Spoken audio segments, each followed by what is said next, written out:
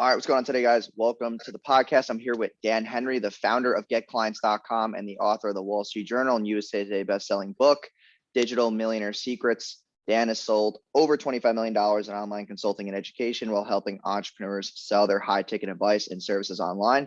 His company has helped thousands of entrepreneurs sell their high-ticket coaching online and has been featured in Forbes, Entrepreneur, Business Insider, and more. And he is also known for closing $1 million in a single day from stage. Welcome to the show, man. Hey, how you doing? Glad to be here. Yep, I appreciate you hopping on. And we were just speaking before about like kind of the two paths that you've gone on, which is coaching and then how to think.com. So I kind of want to go into that. So why are you leaving the coaching space? Well, I mean, I'm not. I'm not necessarily leaving the coaching space. I'm creating a new product that's just a little bit different. And you know, I love what I do at GetClients.com. We're going to continue to run that company, but I have a new project that is, and I'll tell you why. I've been doing this for a long time. I have over 1,100 high ticket clients. You know, most people that's a tall order to say 1,100. I mean, that's a lot. And these are 1,100 people that have paid me over $10,000 for coaching. Because we have offers that range from 10,000 to 100,000. And in terms of people who have paid, you know, $500, $50, $1,000, we have over 15,000 of them. So that said, I think, you know, I have a pretty good grasp on what holds people back. And I can say unequivocally that, you know, most people believe that what holds them back is a marketing tactic, a funnel, a this or a that. And the truth is, it's none of that. It is 100% their mindset, and not just their mindset, but how they process information, how they make decisions, and how they implement and execute strategy. I would tell you that on coaching calls that I've had, 99.9% of the time, I do not get a marketing or business question. I get a mindset question. It's like, give you an example. You better than anybody know the Facebook ad world, right?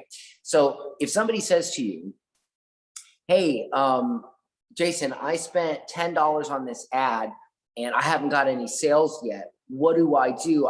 It's not working. What is that an actual business or marketing question? No. It's because they're not patient. They're not patient enough to, and right. Plus it's only $10. So right, exactly. So if you don't fix the entire reason why your brain just processed the information for you to even ask that question, that's the problem, not the ad, right? Because that is going to trickle down into every other aspect of your business, your life, your relationships, everything. If you expect to have an ad after $10 when it's not even fully attributed yet, then you have these wild expectations. You have a patience issue. You have way more issues than freaking Facebook ads. And that's the thing is, and I'll be honest with you, you know, our cheapest product is like 10 grand. So I went back and I said to myself, you know, I would really, because I live in downtown St. Pete. You live right across the pond in Tampa. We got to get together sometime, by the way. But I get stopped on the street all the time down here, and they say, "Hey, are you Dan Henry? You help change my life." And I always think it's maybe one of my high ticket clients, right? But more often than not, it's somebody that's either bought something cheap from me, or back in the day when I was more mass market, or they just watched my YouTube videos. And it really got me thinking, and I was just like, you know what? I don't want to just help people that can pay $10 or $50 or $100,000 for advice. So I decided one day that, and this is what happened. I'm a cannabis user. I have a medical card. I'm a cannabis advocate. So I got really stoned one night, and I was like, dude, how amazing would it be if I created this like app, right? And I recorded a 5-minute audio, and it just dripped, and people could download the app and they could get a daily mindset mentoring session from me every day.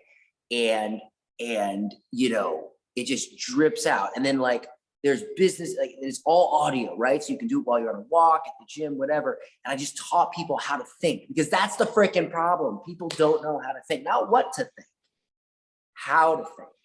And so I go to GoDaddy and I'm like, this is not going to be available. And I type in howtothink.com. And it was available as a premium domain for $3,000. $3,000. And I was like, all right, that's a sign. So I bought it. We've been working on this app. It looks beautiful. It's insane. It's great. We have a beta group right now going through it. They love it. And I'm going to make it super, super affordable. We're probably going to launch it for $7 a month, but eventually it'll be like, it'll still be cheap, like 29. But I just want everybody to be able to afford and not just have it be like people who can afford $5, $10, $15, $20,000. I want everybody to be able to get help for an affordable price. So what this is, plus it gets more people in your ecosystem too. Are you planning on like selling other high ticket stuff on the back end of that, or just having that front end off? No. Okay. No, I am gonna send a middle finger to the industry and say, I get it. Listen, I understand the narrative. I understand the narrative. Oh, the front end is for amateurs and the back end is. I get it, but I was at $1 million a month with very good margins on a 997 product for a while. And I had no back end. And I bought a mansion, I bought all this stuff. And so don't tell me that the front end is for amateurs. Maybe maybe for most people, but I believe that I can make low ticket great again.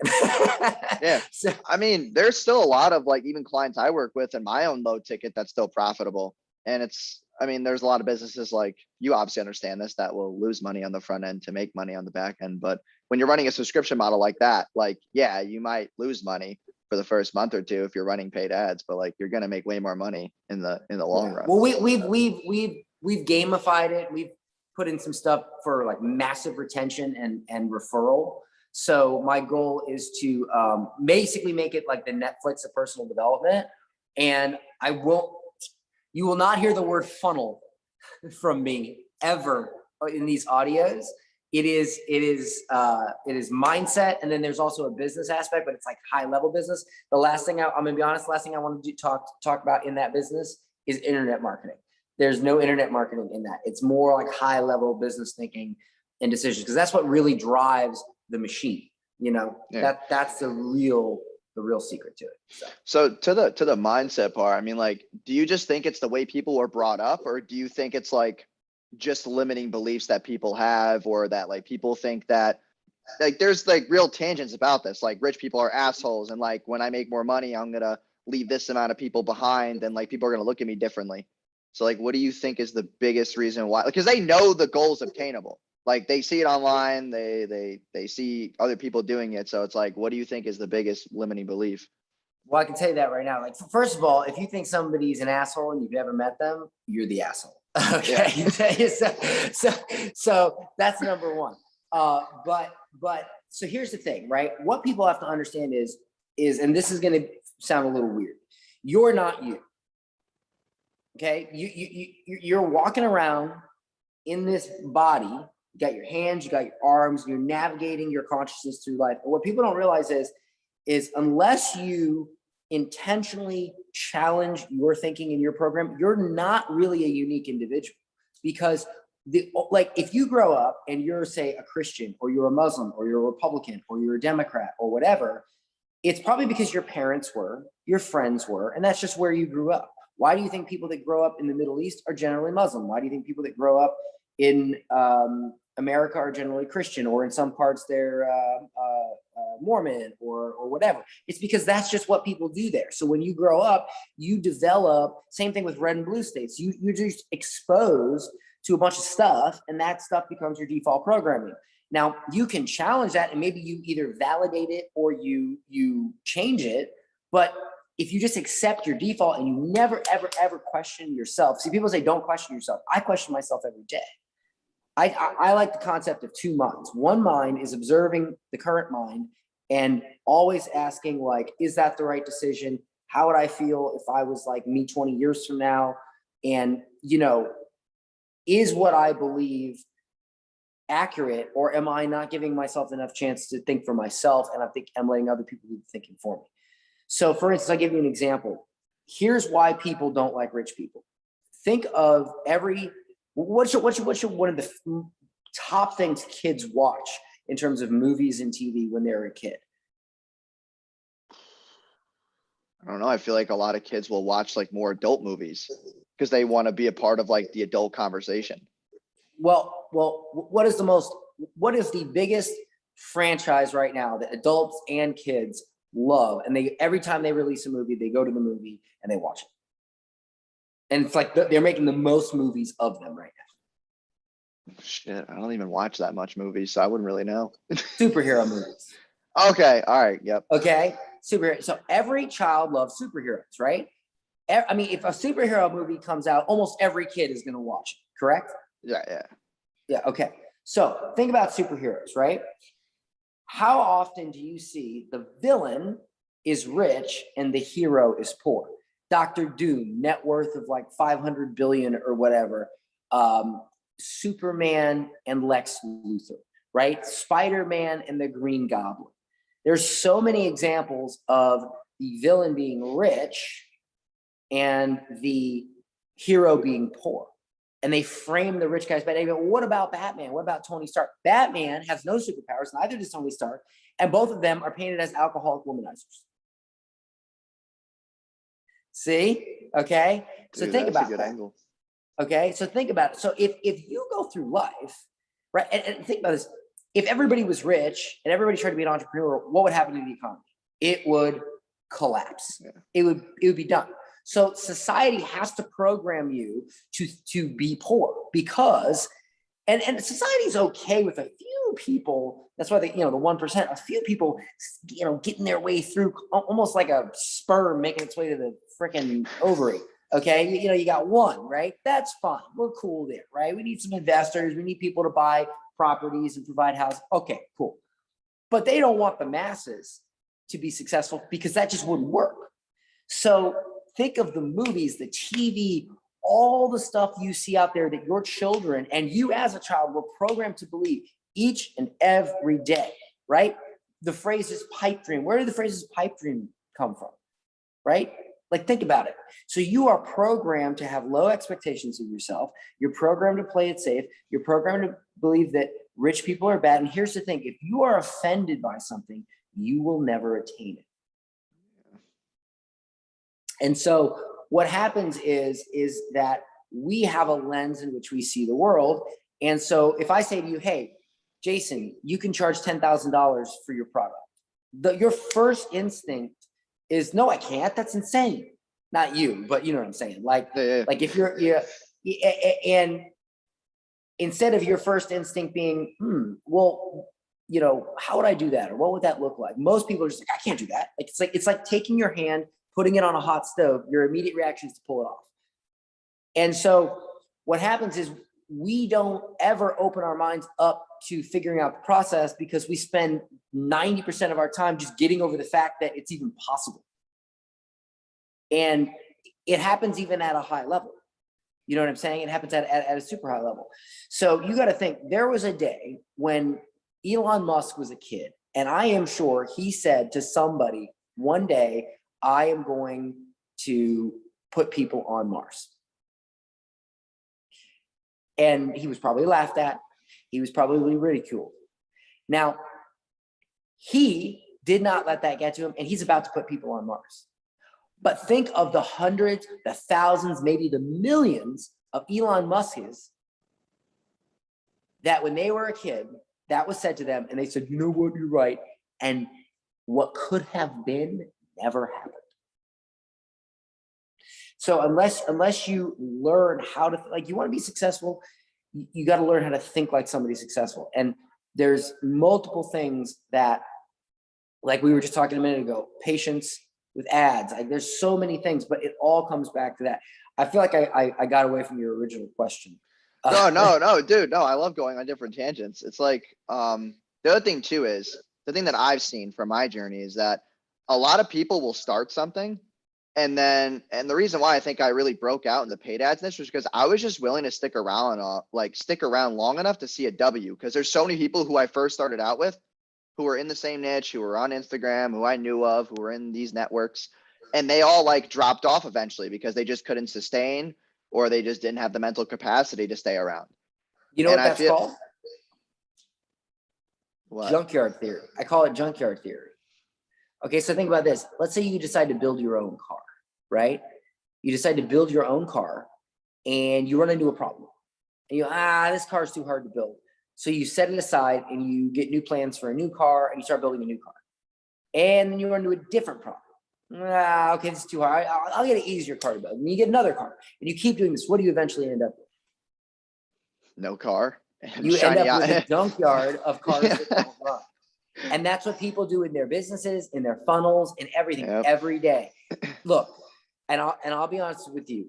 And I want to hear what you were about to say, but let me just say this. The reason why I've been successful doing the same thing I've been doing for years, while everyone else is trying to find the easier way, I just decided to get good at the hard way. Yeah.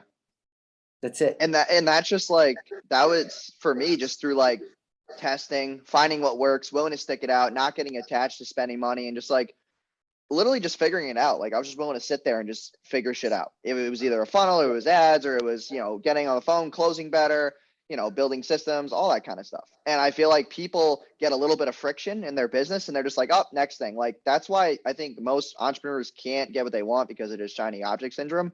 Because they see this person doing like Amazon automation, this person doing Shopify, this person doing this, and they're just like so attached to all these different outcomes. And they really don't know what they want for themselves either. I feel like most people can't even like do anything because they don't actually know their purpose or their intention. They just want to make money and that's all they want.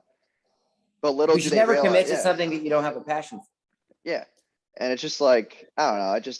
I think, and I was saying this in one of my videos like last week, is I was talking about how I think most people who come into this whole niche of online entrepreneurship would just be better off working a 9-to-5, because I don't think they have the mental capacity. Because either they're like in the wrong place in life, or they just really have bad money management. Like I've so many clients and in the past who have literally not been able to scale their business because they taste money and then they buy stupid shit with it. Like we've had clients drop us because like what we're doing is technically working, and then they're like, oh, the leads are shit, and then they kick us out of the accounts, and then they buy a Corvette next week, and like all these different things that I've seen. And it's just like, what the hell? People just either have like the wrong intention, they don't like to spend money, they don't have patience, or like they just simply don't have a proven business model. Like their foundation's just shit. Yeah, and it's just really interesting.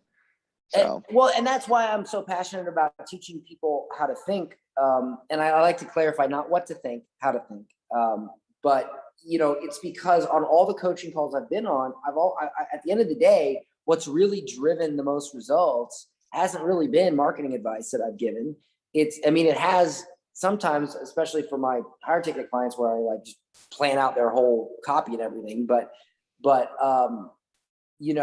it's been their mindset. It's been the way they look at things.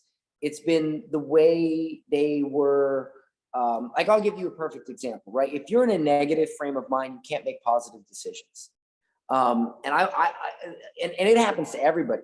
I'm not saying I'm perfect. Like I had a bad string of events happen with, like everybody does, recently, and I had like a week where I was just down. I was negative, and I was trying to solve some problems. Because I was in a negative mindset, I couldn't really solve problems and create positive outcomes because I was in a negative mindset.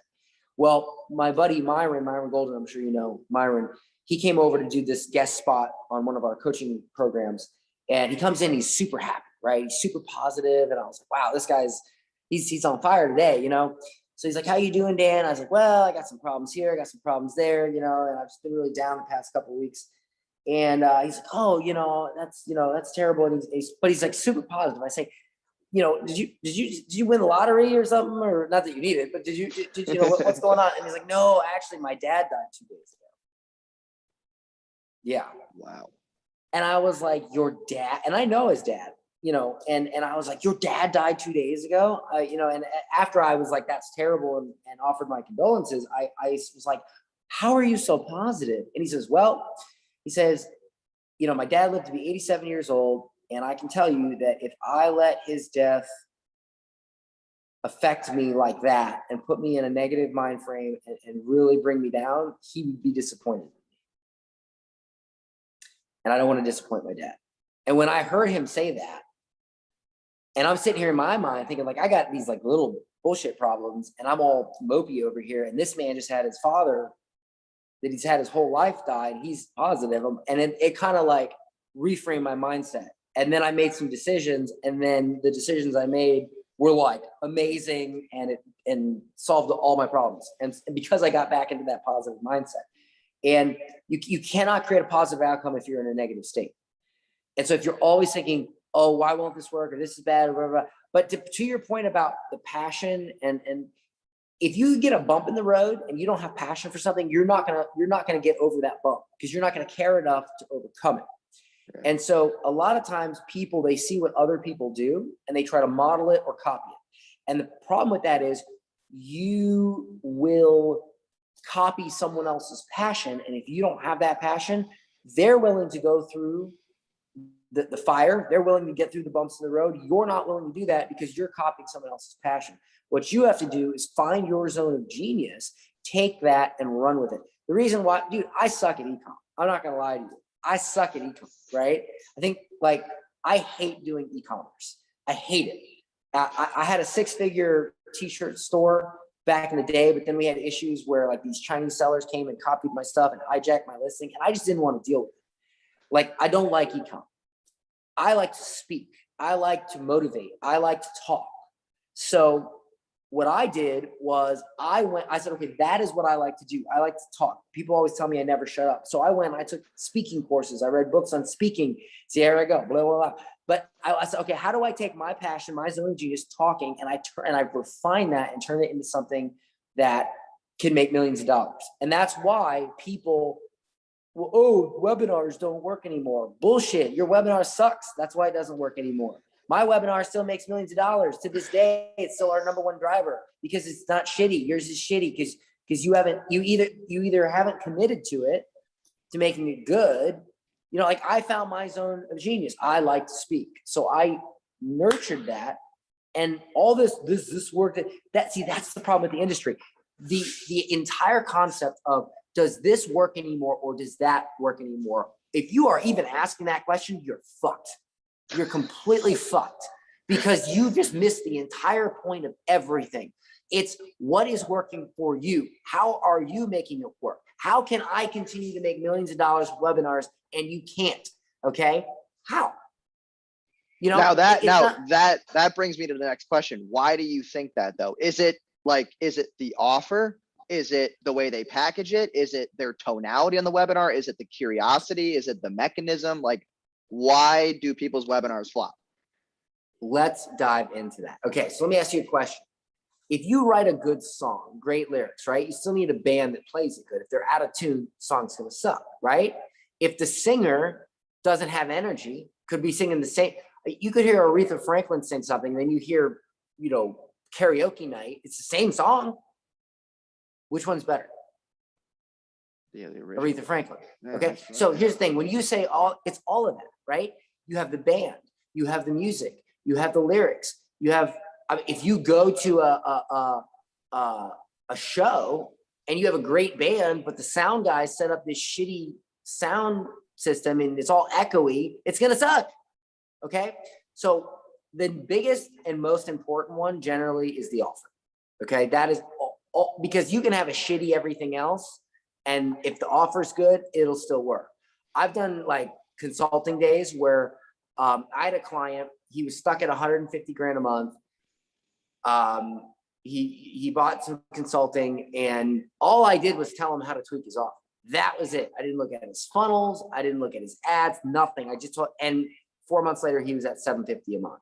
And every time I get him on a live or something, and he's like, all Dan did was fix my offer. That was it. And that changed everything. And, okay. Like, so that literally is the #1 thing. But at the same time, your funnel's got to work. You know how many people I know that actually have decent webinars, but because they don't know how to properly set up their funnels, the shit's all fucked up. And or they're technically good and they can set it all up, but they don't know what to say in the webinar.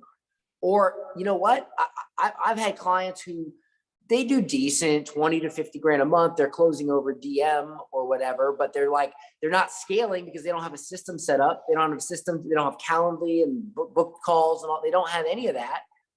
And when are you getting it set up? Here's the stuff. Oh, I'll do it later. I'll do it next week. I'm busy, and it's like, they just don't get it done. So there's multiple reasons.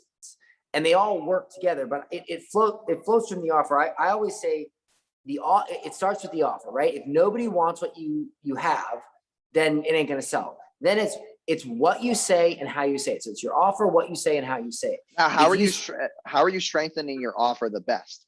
Because I know a lot of people who will literally just basically tweak it by having like a guarantee with a result driven like specificity, like I guarantee you 40 to 50 booked appointments a week, guaranteed or your money back, something like that. That means you're too lazy to make a good product, so you have to throw out this ridiculous guarantee as a Hail Mary. That's you like this, lobbing it. That's a half court shot all the way down. I've done $25 million, and I've never had to guarantee some ridiculous stuff like that, because I know what I'm doing. I've built my company up where my clients get amazing results. And I just say, listen, if hundreds and hundreds of people get access to the same thing you get and they can do it, right? Yeah.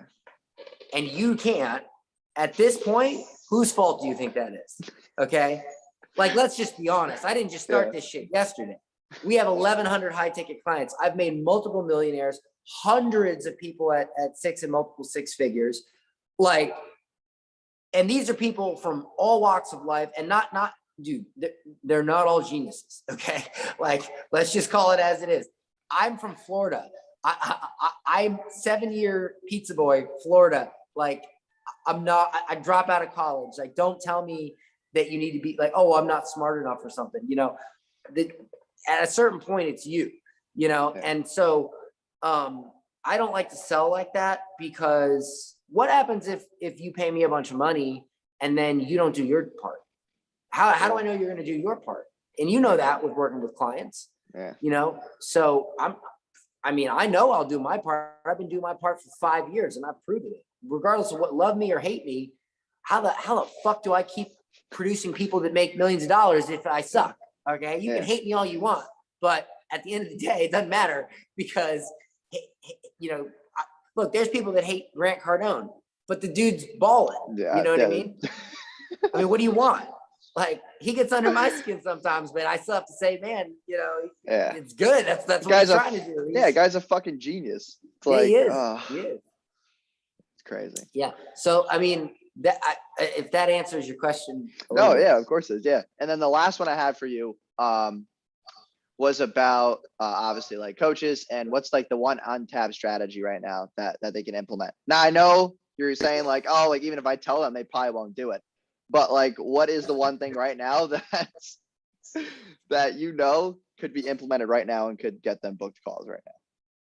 So specifically, what could get them booked calls? Yeah. And it doesn't have to be paid ads. It could be organic, but what's the one thing that people aren't doing enough of? What? God, everything. What's the one thing people? Well, can I give you a few answers, because it really does depend on their. Yeah, of course. Okay. So if you're running ads, specifically, because ads is a whole thing, right? And I piss off all the ad guys, because most ad guys are what I call keyboard jockeys, right? Or sorry, dashboard jockeys, right? Mm-hmm. They go in the dashboard, and all they talk about is my CPM and my second, we're gonna layer 1% lookalike audiences, and then we're gonna guess what, assholes. But you know what? You know what's crazy is that I don't do any of that shit either. And not because I'm an ad guy, but because if the offer's strong enough, it doesn't matter what fucking ads we're running. They always fucking perform. I've never done any of that crazy. I met a guy at a conference once, and he's like, we spend $1 a campaign and we duplicate it 10,000 times. And then we and that's how we spend $10,000 a day. And I'm like, fuck that, dude. That's insane. I said, I don't want to do that. You know what I do? I come up with good ads. And then I just press random buttons. That's an exaggeration, but I press very simple buttons.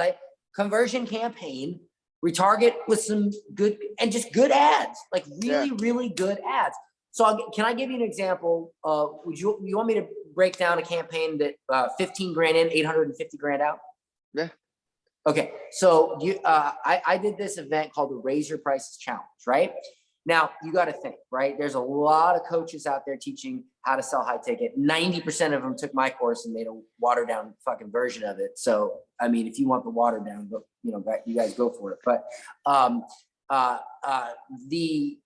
that does piss me off about this industry. I'll have somebody come in and pay me money and they have a fitness offer. 2 months later, how to get clients. They go out, they sell a shitty version of it because they have no passion for it. And then we get on call and they're like, well, Dan, there's so many options. What about this person, that person, that motherfucker? Those are all my clients that didn't even know what the fuck they were doing 2 months ago. What do you mean?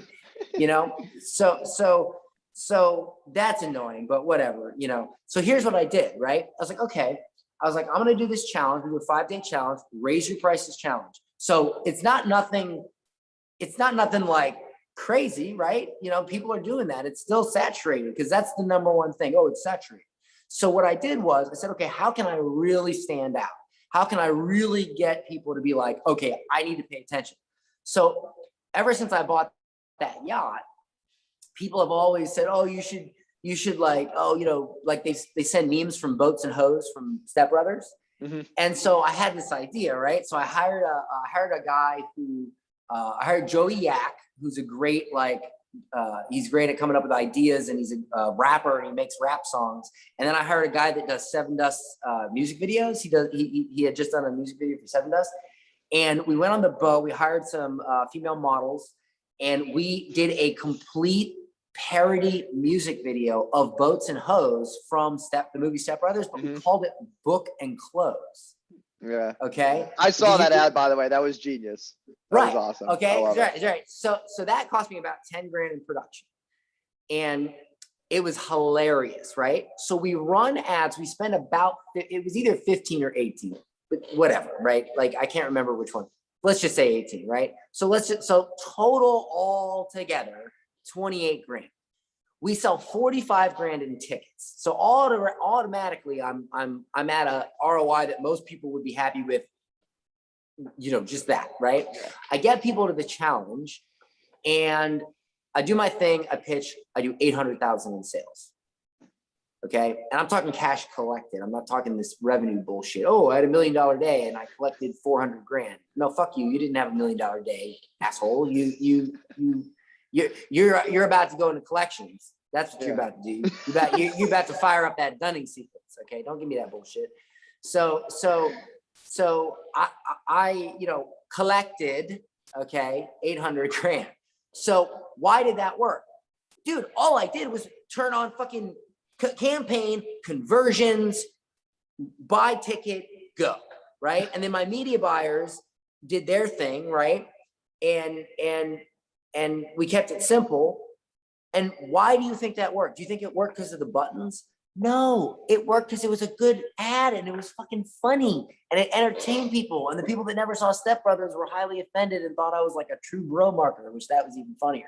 And then people would comment and they'd be like, dude, it's a parody. And they were good, And that's why it worked, not because of what buttons I press. So I think what happens is people get too hung up in it. Like, okay, I used to own a bar. And I used to tell my bartenders, you are not a bartender. You are an entertainer that happens to pour drinks. You are an entertainer first, a bartender second. Because if you don't entertain people, they don't stay. And if they don't stay, you don't pour drinks, you don't bartend. So the thing is, I think most people, they're always worried about the ad. Every week it's like, oh, what new ad strategy can I do? Make better fucking ads, asshole. Like, that's the only ad strategy. It's the same thing. I've run ads the same way. Oh, iOS 14. Stop with that shit. I don't want to hear your bullshit excuses about iOS 14. That shit happened when iOS 14 came out. What you think that mattered? No. Okay. So I think the thing is, people don't explore their creativity. They don't explore their passion. If you're a good speaker, if you're funny, if you're good at emotional content, if you're good at motivation, maybe you're good at, I mean, I've seen ads where people will come up with these amazing quotes and they'll like move the cards, you know, and they'll grab each card. Like, what are you good at?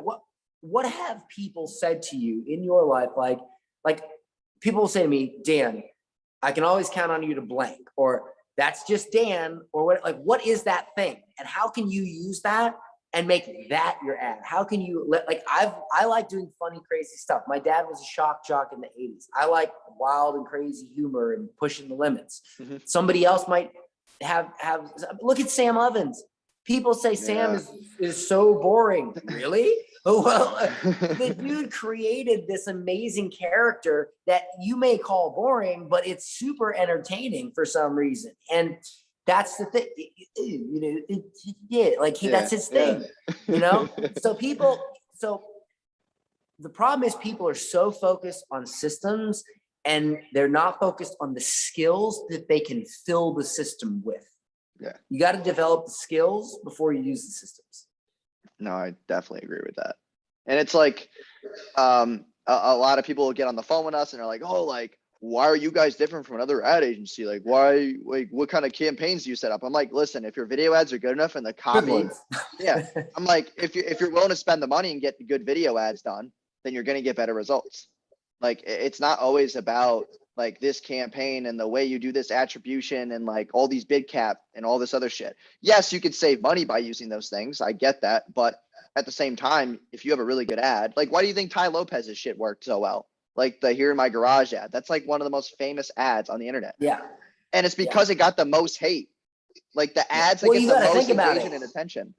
You got to think about what that ad was. So, and when it was. So prior, and by the way, I love Ty, but fuck you for ruining Lamborghinis. Dude, I always wanted a Lamborghini. When I finally got one, it's like, you're a douchebag. That shit did not happen until Ty did that. Okay, we were still cool until that fucking ad. But so he at that point, if you had a Lamborghini, right? If you had a Lamborghini, you didn't go online and show it off. It just wasn't something people did. You were just this rich guy who owned a Lamborghini and that was it. Well, he goes on, and I don't even know if he owned at that time. I don't know if he owned the car, at least it doesn't matter. He goes on and he's like, here in my garage. He was the first dude to literally show a Lamborghini on camera on the internet. And that's why it blew up. Now everybody's doing it. But look at Grant Cardone. You can fake a Lamborghini, but you can't fake a jet. He's the first guy to it's so funny because every ad you see from Grant Cardone, it's like he's in love with that jet. I mean, he's just like, I got a jet. I got a jet. I got a jet. And you know what? Milk it, man. Go for it. You know? So I also like the other angle he uses where he's like, you don't want to be the guy who flies it. And the guy's literally right there because like it's like a 9-to-5er. And like he's literally like talking shit about the pilot. I'm like, dude, that's so terrible. That it's a bad idea. Yeah. What he doesn't know is that his wife fucked a football team that morning, and this just put him over the edge, and we're about to go down like that. But so here's the thing: is like how many people do you see do parodies of music videos as an ad, or you know what I'm saying? Like it doesn't happen. Like Billie Jean kind of, but that's why Billie Jean does so well, because he creates these crazy freaking things, you know? So I'm just really like, I love that type of stuff. So that I like to do that, you know? I will tell you, can I touch on the webinar thing? Okay. So the reason why webinar, okay. Do you know that there are 3 people in the music industry that write 95% of all the songs that you hear by pop stars? There's 3 people. So when you hear a song from, I'm going to say Britney and Beyonce and Christina Aguilera because I haven't been listening to pop the past 10 years. So I'm just going to use them. But every time they sing a song, it's these 3 songwriters. And they're like, okay, this one will be good for Britney. This one will be good for Christina. This one will be good for Beyonce. And they write them. Why do you think the same three songwriters write most of the songs for the pop industry. Why do you think that is? Well, I think just because they own the space more, they have more leverage. Because writing a great song is really hard, and it's a really unique talent. And there's just not that many people out there that can write a great song. Yeah. So these three people are good at it. So they write most of the songs. So like, you know, it's very hard to write a hit song. So if you want hit song after hit song, you have to keep going back to the same people that can reproduce these songs that these artists can, because like, look, these artists, they have to be in shape. They have to know how to dance. They have to know how to perform. They have to go and do these tours. They have to focus on that. Just like a business owner has to focus on their business and what they do. The songwriters create the songs, and that's why they work.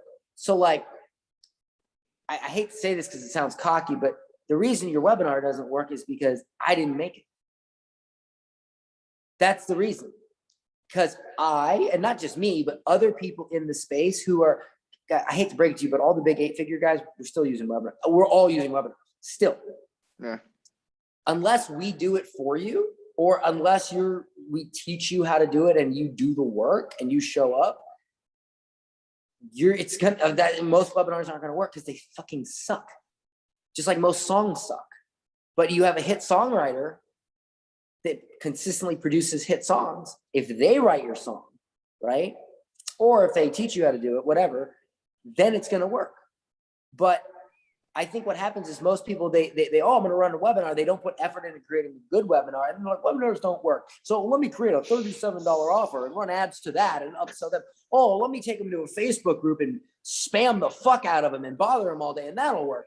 Guess what? None of that shit's gonna work either. You know why that stuff doesn't work for you? Because if you're too lazy to create a great webinar, you're gonna be too lazy to hire a team of setters and train them and manage them. You're gonna be too lazy to create a good 37. What do you think a $37 offer is that goes into a high ticket? It's a fucking webinar. It's a good webinar, but it's a webinar. And guess what? All those people doing that, you know what comes after the $37 offer is a webinar. So don't tell me this bullshit about webinars. Webinars don't work. So let me show you my system in which we essentially use 2 webinars to sell our stuff. Don't get out of here with that shit. Okay. I just like to create webinars so good that I don't have to mess around with that. I can just go add to webinar and make the sale and be done with it. So now the last question I have for you, because it's like you do a webinar, but like, what do you believe in VSLs? Or do you think the webinar is the same thing as a VSL? Because I hear both terms. I know what they are, but why do you think one might be better than the other? Or doesn't really matter? I mean, to me, a VSL is just a short webinar. And it depends. It depends on your offer. It depends on, with a VSL or a case study, you're going to get way more volume of calls, but they may, and I say may, be less qualified than a webinar. Because when they get through a webinar, they've been qualified. It's like, listen, don't book a call unless blah, blah, blah, and unless you resonate. So you get more qualified calls, but you do tend to get less calls than a VSL because it's shorter and more people see the offer and more people take it. It depends. I've had clients that put together a simple VSL or a case study. They hit $100,000 a month, and then they say, well, Dan, I think it's time for a webinar. I'm like, why do you think that? And they're like, well, because we're at $100,000 a month with a VSL or a case study. And I'm like, well, do you have a problem? See, here we go back to how to think. Well, do you have a problem? Well, no. Well, so what's preventing you from getting to 150 or 200? Are your calls not qualified? No, they're actually really qualified. So send more traffic. Right. And they're like, well, I'm like, why don't you just spend more on ads? Like, what's your cost per call? Yeah. Oh, $200. What's your close rate? 40%. So why don't you just spend more on ads? Well, I don't know. I thought I should have a budget. I'm like, you want a budget to how much money you can make? You know, like people do this. Yeah. And I'm like, why do you think you need a webinar? Well, I'm like, the only reason you would need a webinar is to increase the qualification on your calls if you already have a VSL that's working. Do you need that? Well, no. So what the fuck are you doing? I think they're just addicted to the newness of it, because they're like, oh, this thing's working. Like, I'll try this too, because that sounds sexy and that sounds like fun because I'm bored. I think that's like a real thing too. Right. Well, doing the oftentimes the most profitable thing is the thing with the least sexiness. You know, like Mike Tyson said, when you embrace the hard thing, the thing that you're supposed to hate, the thing that sucks, and you learn to love it, that's how you become a champion. Because nobody wants to get up at 7 a.m. and drink 2 disgusting raw eggs and go run 10 miles and then go to the gym and box and then go lift weights and then go strap up with trash bags around their arms and legs and run again to cut weight. Nobody wants to do that. But if you want a belt wrapped around your waist, you have to do that. So you can either force yourself to do it or you can learn to love it. Because you can't, it's hard to do something you don't love. See, that's the thing. One of the things that I like to teach people is how to learn to love things, how to make things that you traditionally would not like, how to make them fun, how to make them something that you enjoy doing. Because you can't force yourself to do something. You just have to learn how to make yourself feel like doing it. And the thing is that a lot of people have very simple things that stand in their way, and they have fear. I mean, they have fear of success. They have fear of growing. They have fear of more people seeing it, you know? And it's like, you know, the thing about confidence, a lot of it is confidence. What if I told you that it's impossible to build confidence? People, any motivational guru that tells you that you can build confidence or how to build confidence is full of shit. Yeah. You know why? It's not hard. It's impossible. You can't manufacture confidence. There's only one way to build confidence, and that is by building competence. If you build competence, confidence naturally comes. Don't tell me that you can step in the ring and you've never fought before ever. And you're going to go in and you're going to have the same confidence as if you had 20 fights and you've knocked out 15 people. You're going to have way more confidence. Don't tell me that you just get out of medical school and it's your first brain surgery as a neurosurgeon. You're going to have the same confidence as when you have 1,000 surgeries under your belt. No. But the thing is if that lack of confidence stops you from creating competence, then you will never have confidence, because the only thing that creates confidence is increased competence. It's getting better at what you do and doing the steps to get better at it and making it better. You cannot create something great if you're not okay with it being shitty at first, because then it'll never start and you'll never create competence, and competence will never flow. I agree with that, man. So I'll wrap it up with that, man. I appreciate having you on. It's been dope. I want to talk to you after this, but yeah, man. I'll put your links and stuff down below, and then yeah, man, I really appreciate having you on. It was a great discussion. So I appreciate it. Yeah, links. Just, I mean, all my marketing stuff's on getclients.com. We got the blog. We got my book that you can pick up. We got, you know, just all that stuff. And then, and this is a passion project. If you're struggling in life, if you lack confidence, if you have imposter syndrome, if you feel like you could make better decisions and you feel like it's yourself holding you back, or what I like to call your enemy within, that voice inside your head that tells you you can't do it, you're not good enough, you're too young, you're too old, you're not experienced enough, whatever bullshit excuses are inside your head, that's what I call your enemy within. You know, if you're interested in defeating that enemy within, you can go to howtothink.com, sign up for our waiting list. And it costs nothing. It's super cheap. It's really just me trying to give back. And I'm not going to, you know, make millions and millions of dollars. I mean, I probably will eventually, but that's not going to change my life. You know, it's really just something for me to be able to help everyone and not just help people that can afford high ticket business stuff, you know? So that means a lot to me to spread the word about that. So, and I appreciate coming on here, Jason. It's fun. Yeah. I like jamming with you. I like vibing. Yeah. With you. No, man, that's just dope. Yeah. All right, man. Thanks, bro. I appreciate it.